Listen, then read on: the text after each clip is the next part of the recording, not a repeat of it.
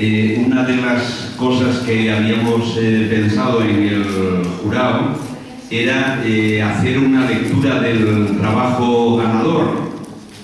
Por eso que sí llamamos a una de las representantes del instituto para hacer esta lectura. La redacción comienza así. Me gustaría que cerrarais los ojos. Me gustaría que cerrarais los ojos y vivierais conmigo los acontecimientos que están por suceder. Mi país está experimentando muchos cambios. Un desastre en Trafalgar en 1805, donde mi país perdió su estatus de primera potencia marítima.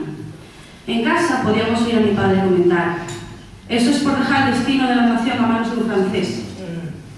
En aquella época reinaba Carlos IV, apoyo de Napoleón. Pero las cosas cambiaron. Su hijo, el príncipe heredero, el futuro Fernando VII, que descubrió la trama a tiempo, notificó al bando inglés todos los planes de su padre y el francés. Los franceses pretendían hacerse con la corona española. Un 18 de marzo de 1808, España se despertó con un gran levantamiento por las calles de mi Madrid natal. Mis hermanos salieron a apoyar a aquella multitud que gritaba pidiendo la renuncia del ministro, tan poco querido, el inconfundible y odiado Godoy. Al mediodía nos encontrábamos que Fernando VII es ya rey. No sabía si emocionarme o preocuparme, ya que desde ese momento era incierto nuestro futuro. Esperaba tanto del nuevo reinado. Cambios que favorecieran el poder, hacer cosas y mantener mi mente inquieta, ocupada.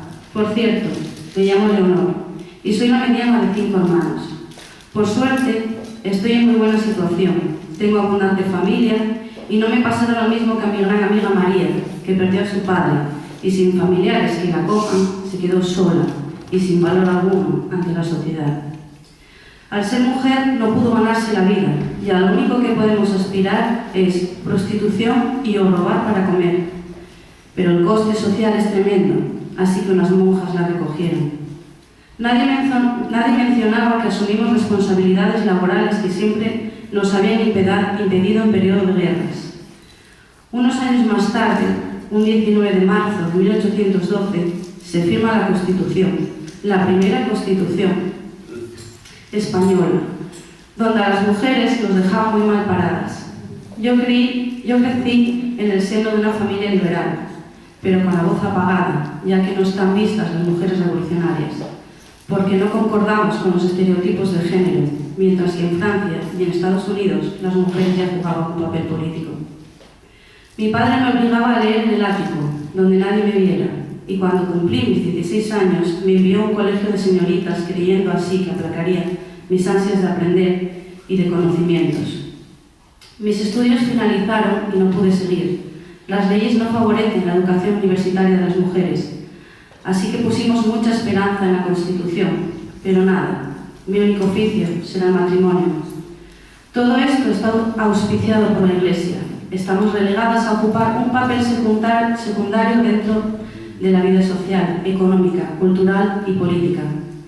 La mujer tiene que servir de nexo entre la figura del patriarca y los hijos, para lo cual consideran que una mujer está bien formada y cumple a la perfección con su rol social, simplemente con saber leer y escribir, tener breves nociones de literatura e historia y saber de otras materias, más vinculadas a lo doméstico que a nivel intelectual.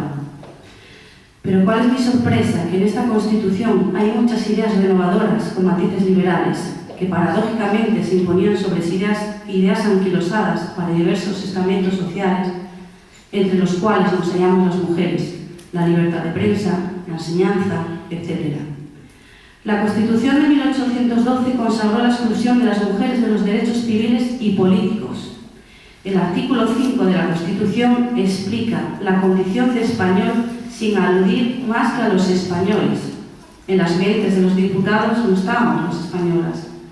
Previamente, en la sesión del 15 de septiembre de 1811, en la que se debatía la base de representación nacional de las Cortes y el artículo 29 del proyecto de Constitución, se decidió que las mujeres no éramos ciudadanas, pues aunque en unas y otras las mujeres, los menores de edad los criados, etc., no sean ciudadanos, unos llegan a serlo con el tiempo y todos pertenecen a la familia ciudadana. Pero no quedó solo ahí. Un diputado liberal, el señor Muñoz Torrero, pronunció, como respuesta a las cuestiones planteadas por los diputados de las colonias sobre la esclavitud, la frase tantas veces citada: si llevamos demasiado lejos estos principios de lo que se dice rigurosa justicia, sería forzoso conceder a las mujeres con los derechos civiles, los políticos y admitirlas en las juntas electorales y en las cortes mismas, con lo que nos comparó con esclavos. La Constitución nos coloca en peor situación que a los esclavos, ya que a estos Muñoz Torrero afirma abrir la puerta a los originarios de África para que pudiesen llegar al estado político de ciudadanos, pero bajo ciertas condiciones que exigen su carácter moral y sus costumbres. En el caso de las mujeres, la exclusión era de por vida. Me han condenado. Y sí, amigos míos, es una gran condena, porque estoy amputada, no puedo prosperar, no tengo ni derecho a una educación que debería ser algo básico. Bueno, tengo un derecho, que es más bien una obligación, y es el ser educada para ser madre y esposa. El artículo 366 declara que en todos los pueblos de la monarquía se establecerán escuelas de letras de primeras letras, en las que se enseñará a los niños a leer, escribir y contar, y el catecismo de la religión católica, que comprenderá también una breve exposición de las obligaciones civiles. Poco espacio queda para mí fuera de mi hogar. Somos excluidas en reuniones políticas lideradas por hombres. No lo entiendo. Tan solo quiero que nuestra voz se escuche. ¿Acaso no soy yo la que formaré al futuro soldado que luche por esta nación? ¿No seremos esas enfermeras que curarán a los soldados en guerras futuras? Lo peor de mi situación es que nuestras luchas y nuestras tertulias en salones privados de política no nos valen de mucho, porque esta noble Constitución no está solo redactada e influenciada por política, es la propia Iglesia la que tiene una idea de la mujer como ser funcional. Somos un eje aglutinador de la familia, la visión de la familia cristiana, porque es la única religión que podemos practicar, de ahí que tengamos que leer nuestros libros y ocultarlos en el ático. Mi familia desciende de judíos y practicamos esta religión en nuestros corazones y en el ático oscuro de nuestra mansión. Para la Iglesia, la instrucción no está dirigida a formar académicas o sabias, sino mujeres piadosas que respetan los valores tradicionales que nos subyugaba desde siempre. Mi Constitución recoge la soberanía, derechos naturales, nación española, derecho de la misma a constituir su gobierno, monarquía moderada, cortes, constitución, etc. Pero a mí, ningún derecho. Soy una mujer vetada, sin derechos, obligada a adquirir una educación manipulada por otras. No tengo derecho a opinar ni a votar.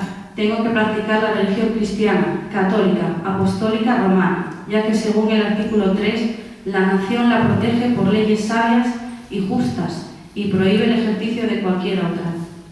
Tengo el veto por parte de los reglamentos de las Cortes para asistir a las sesiones parlamentarias. Sueño con el día en que podamos votar, ser parte del gobierno, tener una instrucción académica y, ¿por qué no, formar parte del gobierno? Mientras tanto, seguiremos luchando, uniéndonos y también instruyendo a nuestros hijos con una ideología más justa para crear una nación y una constitución donde no se nos excluya y tengamos más valor. Tras mi gran decepción en esta Carta Magna, mi padre se ha percatado de mi estado anímico y ha estado pensando en aquellos artículos que permiten libertad de escribir, imprimir y publicar las ideas políticas sin necesidad de licencia o revisión alguna anterior a la misma. Así que ha ido a hablar con su viejo compañero de juventud en la institución militar. Darío es propietario de una imprenta. Mi padre le ha pedido el favor de poder escribir en un pequeño hueco de alguna sección del periódico para mantenerme ocupada y sentirme mejor. Me ha cedido un pequeño espacio en la sección de entretenimientos y es por ello por lo que ahora escribo historias reales o ficticias sobre cualquier tema banal, con la intención de entretener y distraer a los lectores de todos los cambios y revueltas que vivimos. Mientras tanto, mi familia discurre entre las historias de la gaceta local y mi sobrina recién llegada de las Américas. El más pequeño de mis hermanos, Tomás, en las Américas, nos ha enviado a su hija. Atraviesa problemas económicos y con su esposa muerta no puede ocuparse de una criatura en quien yo he pensado poco a poco, en quien yo he puesto poco a poco grandes esperanzas. Tal vez ella pueda vivir en un país de libertades, mi sobrina querida, es posible que no pueda volver a su padre. Y pensar que durante meses muchos hombres se hicieron ilusiones con la posibilidad de votar. Habían calculado los representantes que correspondían por distrito, quienes podrían constituir el censo, considerando que solo podrían votar los hombres españoles mayores de 25 años que tuviesen más de 2 años residiendo en el municipio. Las mujeres, los jóvenes o los presos no podríamos hacerlo. Pero finalmente la ilusión ha durado poco. El rey ha aprovechado la primera oportunidad brindada para regresar al antiguo régimen. Ya ha anulado la Constitución y los decretos de las Cortes de Cádiz. Se ha abrogado un poder sin limitaciones institucionales, a pesar de los pronunciamientos militares. Intentones de restaurar la Constitución, los ha logrado. Solo el teniente coronel Riego ha logrado un cierto éxito. Se ha movido a lo largo de media Andalucía y el apoyo no es el esperado, pero consigue que el rey firme la Constitución. No durará mucho su compromiso. Los absolutistas han creado un ejército y bajo la bandera de la fe se han levantado pidiendo que se libere al rey de su cautivo de los liberales. Desconocemos cuál será nuestro futuro. Por momentos la esperanza se desvanece. Confiamos que el curso de la historia nos sea favorable. La historia de los pueblos la escriben los reyes y los hombres poderosos. Algún día tendrán que contar con nosotras.